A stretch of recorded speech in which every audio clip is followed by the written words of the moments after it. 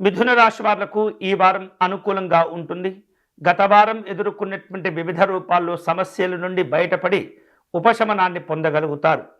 ఉద్యోగ రంగంలో ఉన్నతాధికారుల యొక్క అనుగ్రహము, ప్రశంసలు లభించడం వలన కొన్ని విషయాల్లో సంతోషాలు కూడా కలుగుతూ ఉంటాయి. మీకు ప్రాధాన్యతలు కూడా పెరుగుతూ ఉంటాయి. వ్యాపార రంగంలో ఉన్నటువంటి వాళ్లకు ఈ వారం అనుకూలంగా ఉంటుంది. కొంత ప్రయోజనాలను సాధించుకోగలుగుతారు.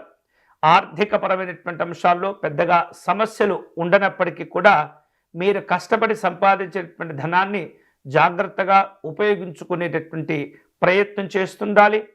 మీకున్నటువంటి తెలివితేటలు, ముందు చూపు, భవిష్యత్తు అవసరాలను దృష్టిలో ఉంచుకొని మీరు తీసుకోబోయేటటువంటి నిర్ణయాలు ఏవైతే ఉంటాయో అవి నూతనమైనటువంటి ఆదాయ మార్గాలను తెచ్చిపెట్టేటటువంటి విధంగా ఉంటాయి.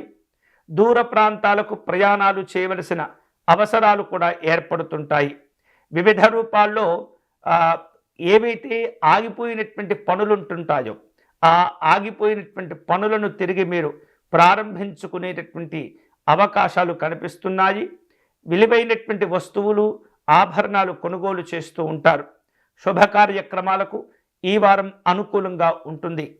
నిరుద్యోగులకు ఉపాధి అవకాశాలు చక్కగా లభిస్తూ ఉంటాయి. అయితే అంది వచ్చినటువంటి అవకాశాలను మీరు జాగ్రత్తగా సద్వినియోగం చేసుకుంటూ ఉండాలి. వివిధ రూపాల్లో ఒప్పందాలు కూడా కుదుర్చుకునేందుకు ప్రయత్నాలు చేస్తుంటారు.